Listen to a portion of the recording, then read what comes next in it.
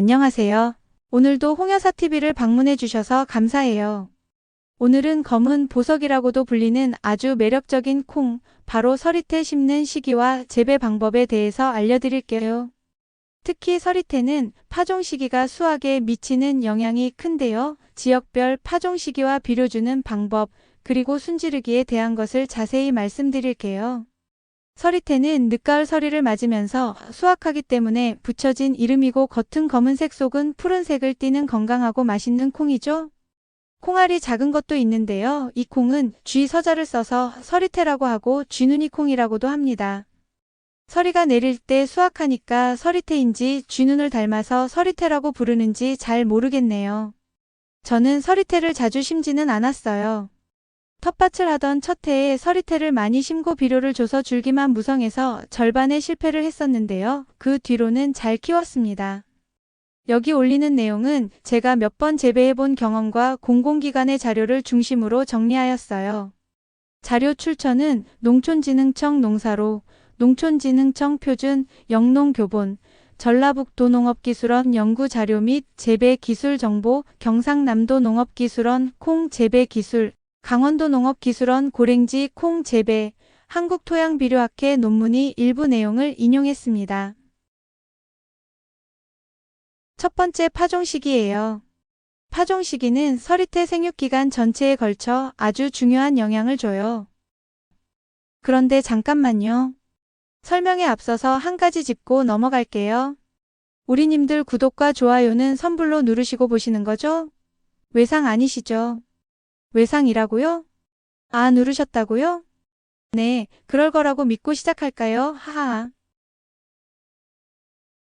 서리태는 비교적 서늘한 환경을 좋아해요. 너무 일찍 심으면 고온기에 웃자라기 쉽고 꽃이 피기 전에 영양 생장에만 집중하여 결실이 부실해질 수 있습니다. 또 고온 다습한 환경은 병충해 발생을 높여서 건강한 생육을 못할 수 있고 간혹 늦봄에 찾아오는 냉해는 어린 싹에 피해를 주어 수확량을 크게 감소시켜요. 너무 늦게 파종할 경우에는 충분히 자라고 열매를 맺을 생육기간이 부족해져 수확량이 떨어져요. 또 가을철 서리가 일찍 내리면 채 익지 않은 콩이 냉해를 입어 품질이 떨어지거나 수확을 못할 수도 있어요. 결론적으로 말씀드리면 적절한 파종 시기를 찾는 것이 풍성한 서리태를 수확하는 시작이에요. 서리태 파종 시기. 서리태 파종 시기가 여러 가지로 올려져 있어서 자료를 조사하면서도 헷갈리는데요.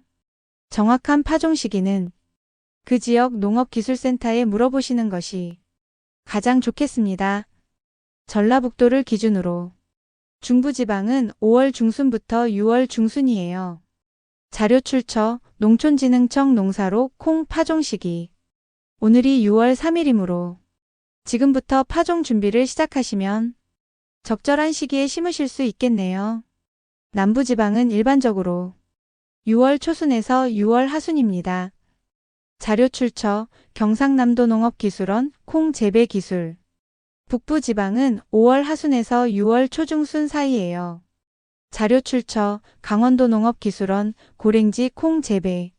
주의사항으로 너무 일찍 파종하면 고온으로 인한 생육장애 및 병충해 발생 위험이 증가할 수 있고 너무 늦게 파종하면 생육기간 부족으로 수확량이 감소할 수 있습니다.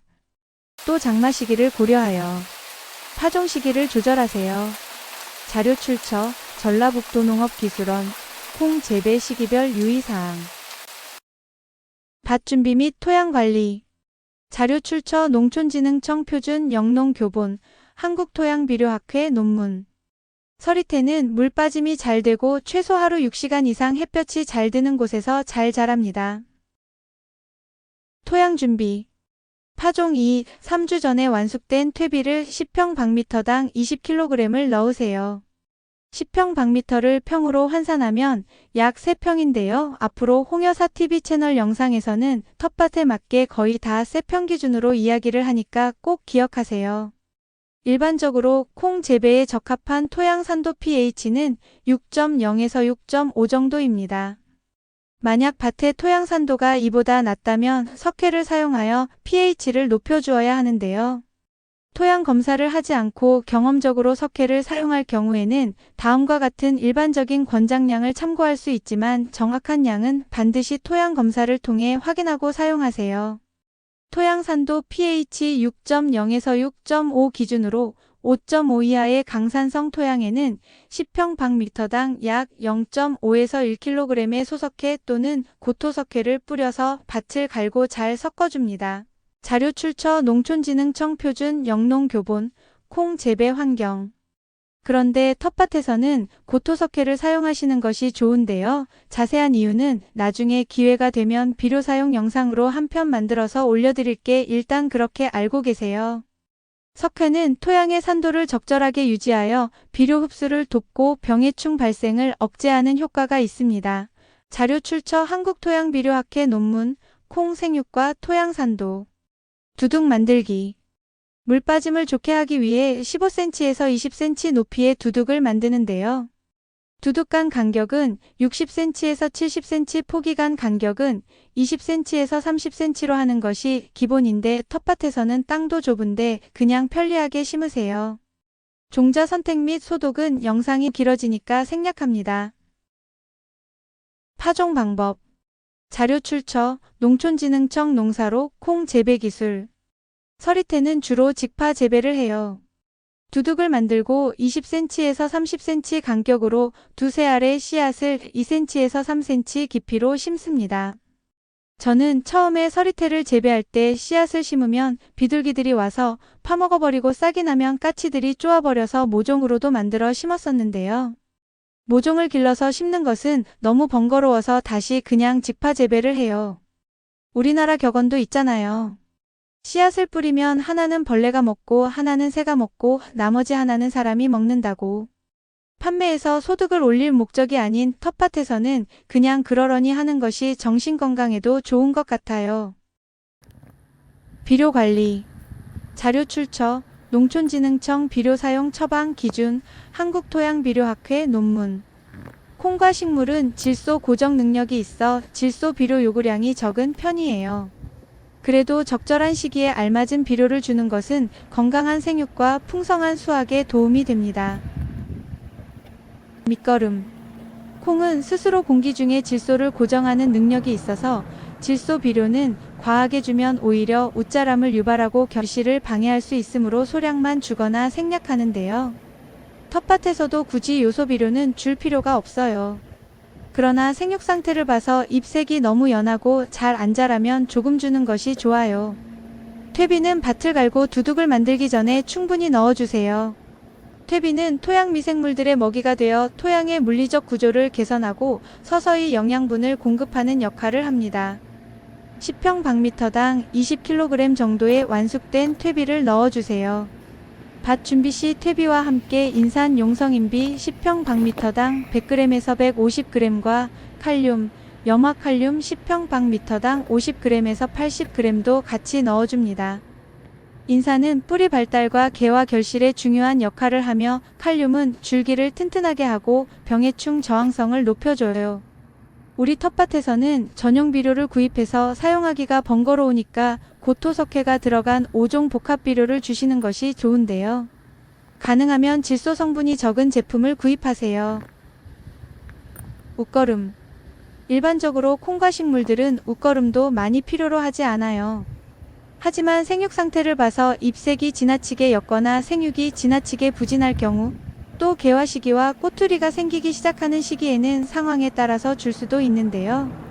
10평방미터당 요소 30g에서 50g 정도의 질소 비료를 주는데 이때도 과도한 질소 비료는 안 돼요.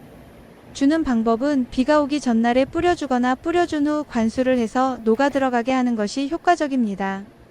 콩은 질소 고정 능력이 뛰어나다는 점을 꼭 기억하시고 질소 비료보다는 퇴비와 인산, 칼륨 비료를 중심으로 관리하는 것이 다수확하는 방법입니다. 순지르기. 서리태나 메주콩은 순지르기를 해야 수확량이 많고 안 그러면 줄기만 무성하게 자라요. 순지르는 시기는 본잎이 5, 6장 정도 나왔을 때, 즉 줄기 끝에 생장점이 활발하게 자라기 시작할 때 첫 번째 순지르기를 합니다. 너무 일찍 하면 생육이 부진하고 너무 늦게 하면 효과가 떨어져요. 순지르기 방법. 손이나 가위를 이용하여 줄기 맨 윗부분의 생장점과 그 아래 1, 2마디 정도를 잘라주세요. 넓은 면적을 재배하는 농가들은 걸어가면서 낫으로 팍팍 치기도 하고 예초기로 몽당빗자루처럼 싹둑 잘라버리기도 하는데요. 그래도 금방 격가지들이 나오고 무성해지니까 순지르기를 하면서 너무 소심하게 할 필요는 없어요. 순지르기 횟수. 보통 꽃이 피기 전까지 1회 또는 2회 정도 순지르기를 해요. 첫 번째 순지르기를 하고 다시 자라나는 격가지들이 무성해지면 한 번 더 순지르기를 하세요. 그러나 꼭 기억해야 할 것은 꽃이 맺힐 때 하면 안 돼요. 그때 해버리면 열매로 맺힐 꽃들이 다 잘려나가 버립니다. 덩굴성 품종의 경우에는 상황을 봐서 3회 정도 순지르기를 하여 격가지 발생을 유도하는데요. 너무 잦은 순지르기는 생육을 저해할 수 있으므로 주의하세요. 순지르기 효과. 자료 출처 농촌진흥청 농사로 콩 순지르기 효과. 격가지 발생을 촉진하여 꽃과 꼬투리 수를 늘려 수확량을 높이고 웃자람을 방지하여 통풍을 좋게 하며 쓰러짐을 예방하는 효과가 있습니다. 병해충 관리. 자료 출처 농촌진흥청 농업기술, 각 지역 농업기술원 병해충 정보. 서리태에 발생할 수 있는 주요 병해충으로는 콩나물벌레, 진딧물, 탄저병, 흰가루병 등이 있어요. 예방을 위해서는 통풍이 잘 되도록 제식 간격을 유지하고 발생 초기에 친환경 방제법이나 등록된 약제를 사용하여 방제하세요. 자세한 병해충 정보는 지역 농업기술센터에 문의하시기 바랍니다. 수확 시기. 자료 출처 농촌진흥청 농사로 전라북도 농업기술원 연구자료. 서리태 수확 시기는 품질과 수확량에 매우 중요한데요. 보통 파종 후 약 3, 4개월 후인 10월 하순부터 11월 중순 사이가 수확 시기예요. 지역별 기온과 설이 내리는 시기를 고려하여 수확 시기를 조절하세요. 너무 일찍 수확하면 콩알이 제대로 여물지 않아 수확량이 줄고 맛도 덜하며 너무 늦게 수확하면 꼬투리가 터지거나 콩알이 떨어져 손실이 발생합니다. 꼬투리가 황갈색으로 완전히 변하고 잎이 70에서 80% 이상 떨어졌을 때가 적기입니다. 또 꼬투리를 흔들어 보아 콩알이 흔들리는 소리가 나면 수확할 때가 된 것입니다. 이번 영상도 도움이 되셨나요? 구독과 좋아요, 알림을 누르고 나가셔야 다음 영상도 시청할 수 있어요. 그냥 나가시면 마당에 사나운 불독을 풀어놓고 다음에 못 들어오시게 할 거예요. 하하. 다음 영상은 종실용 들깨 심는 시기와 재배 방법을 올려드릴게요. 봄에 심는 잎들깨 재배 방법과 종실용 들깨 재배 방법을 같이 생각하시는 분들이 많은데요. 많이 달라요. 잎들깨도 가을까지 두면 종실이 맺혀서 수확하지만 그 양이 너무 적습니다. 종실을 수확할 목적으로 심는 것은 전혀 달라요. 끝까지 시청해주셔서 감사합니다.